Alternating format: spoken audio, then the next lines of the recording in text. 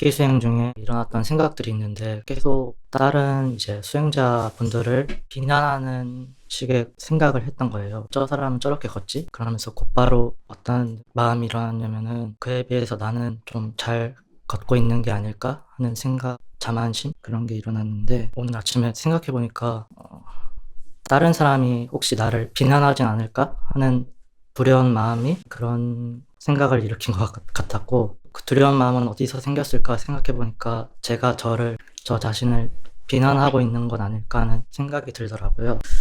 근데 아까 이제 아침에 같이 명상 가르쳐 주신 스님께서 말씀하셨는데, 이런 명상 중에서 일어나는 생각들은 일상에서도 거의 똑같이 일어난다고 하시던데, 제가 생각해 보니까 진짜로 일상에서도 다른 사람들을 비난하는 그런 생각들을 자주 하는 편인 것 같거든요. 생각해 보니까. 이런 거를 좀 멈추고 싶은데 어떻게 해야 될지 모르겠습니다. 보통 우리가 그런 걸 뭐 이제 속된 말로 하면 남을 이렇게 씹는 거 그런 거를 이제 세속엔 재미로 삼고 그런 걸 많이 하잖아요, 그죠? 남 이렇게 뭐 분별하고 내가 이제 저 사람들을 막 분별하면서 나는 저렇지 않고 저 사람들보다 더 낫고 막 이런 식의 자만 같은 걸 키우는 쪽으로 가게 되잖아요. 그런 분별하고 남을 비판하고 막 이렇게 비난하고 이런 것들이 결국은 이제 자기 자만이나 화를 기반으로 해서 일어나는 건데, 이런 것들은 우리에게 결코 도움이 되지 않잖아요. 오히려 할 때는 좀 재미있을지 몰라도 그걸로 인해서 오는 부작용이 훨씬 많단 말이죠. 그러니까 부처님께서도 이제 이런 것들은 다 우리에게 괴로움을 불러일으킨다고 하셨으니까 그런 걸 이해하면은 그런 걸 한다고 해서 나한테 도움될 것도 없는데 그냥 내가 괜히 내 즐거움이나 그렇게 막 남을 씹으면서 오는 즐거움이나 또 화를 기반해서 일어나는 거다라고 이해하면은 그런 걸 자꾸 멈추게 됩니다. 그런 걸 해서 해롭잖아요, 그런 게. 우리에게 도움되는 게 아니라. 그러니까 내가 그렇게 한다고 해서 내 인격이 좋아지거나 그런 게 아니잖아요. 오히려 그렇게 하면은 주변에 뭐 사람들이 맨날 남 비난하고 이런 거 들으면 내가 이 사람한테 비난하면 저 사람은 또 내가 없을 땐 또 나도 다른 사람한테 가면 또 나도 비난할 거다 이렇게 생각하거든요. 그러니까 그런 게 이제 사실 별로 본인에게도 도움되지 않고 주변 사람들에게도 좀 부정적인 나쁜 말을 자꾸 하면 다른 사람에게도 별로 안 좋은 영향을 주잖아요. 그런 걸 이해하면서 이런 걸 해서 나한테 아무 이득도 없고 남에게도 이득되지 않고 나에게도 이득되지 않는 거니까 이런 거는 이제 안 해야 되겠다 하면서 그런 거 일단 해로움을 먼저 인지를 해야 돼요. 그리고 그 사람이 그런 거 할 때는 이제 그 올라오는 마음이 그냥 이걸 막 남을 이렇게 하는 걸 즐기고 내 자만을 기반으로 하는 건지 또 화 때문에 하는 거 이런 걸 알아차리고 그걸 내려놓는 연습을 계속 하다 보면 그런 거는 줄어들게 될 겁니다. 일단 본인이 그런 마음들이 나한테 참 해롭고 이게 아무 이익이 없는 거라는 걸 좀 이해해야 되거든요.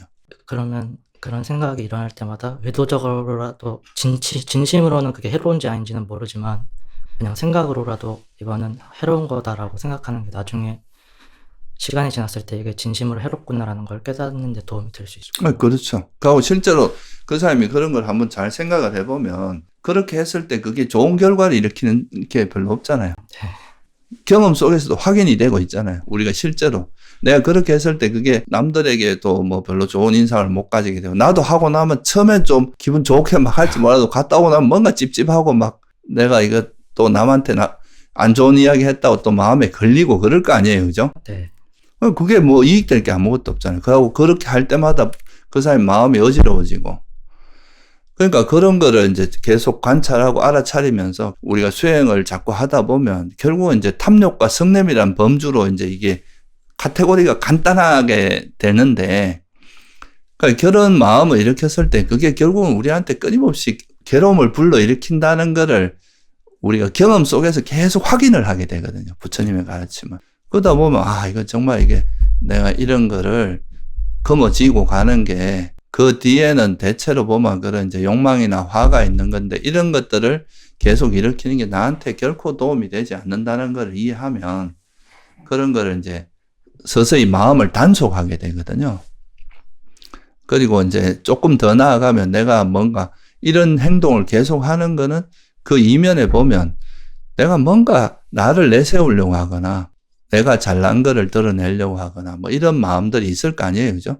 그러면 그 마음 뒤에는 뭔가 나라고 하는 또는 내가 있다고 생각하는 그런 이제 마음도 숨어 있을 거고, 나라고 하는 고정된 모습이 있는 게 아니라 그 사람의 모습은 현재 그 사람이 하고 있는 행위가 그 사람의 모습을 결정한다 그랬잖아요. 어떤 고정된 모습이 있는 게 아니잖아요. 내가 지금 현재 하는 이 행위가 참 저열한 행위고, 내가 정말 이렇게 고귀한 마음으로 남에게 자애를 베풀고 이렇게 하면 그 자체가 고귀한 거잖아요.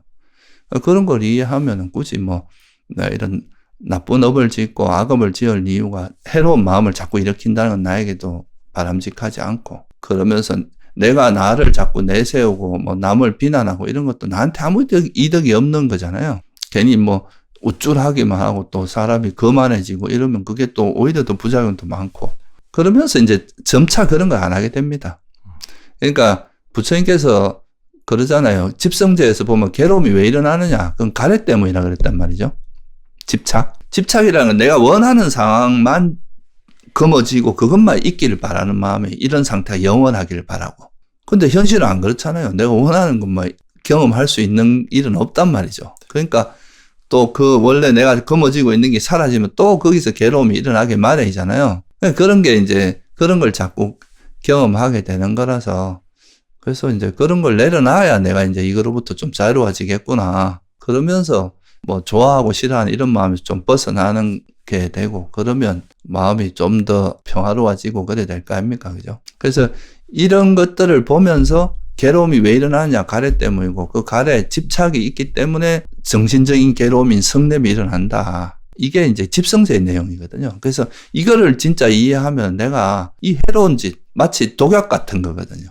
이런 걸 자꾸 먹어갖고 나한테 이득될 게 없다는 걸 이해하면 점점 멀어질 거 아니에요. 그죠? 근데 이걸 또 내려놓는 그 강력한 무기가 바로 세상은 형성됐기 때문에 변하기 마련이고, 내가 내 것이라 할 만한 것도 없고, 괴로움이라는 이 무상고무화에 대한 지혜가 이런 집착을 놓는데 또 아주 강력한 무기로 사용되는 거죠. 그래서 그걸 이해하면서 자꾸 이렇게 놓아버리는, 결국 수행은 가래를 놓는 겁니다. 수행은 딴 게 아니라. 가래를 놓아버리는데, 우리가 이제 가래를 일시적으로 어느 정도 놓아버리면 이제 선정이라는 상태에 들어가게 되고, 이 선정을 기반으로 해서 더 뿌리채 이제 가래를 뽑아버리도록 하는 메커니즘인 거예요. 그런 가래의 해로움을 알고 일상 속에서도 계속 내가 무슨 행위를 할 때는 이 속에 가래가 있는지 화가 있는지 이런 걸 계속 살피면서, 그런 게 있으면 내려놓고, 또 내가 욕망으로 일하는 거 하면 또 알아차리고 내려놓고, 성냄이다 그러면 또 알아차리고 내려놓고, 이렇게 하다 보면 마음이 점점 그런 게 쉬워지게 됩니다. 그러면 그런 걸 점점 안 하게 될 거예요.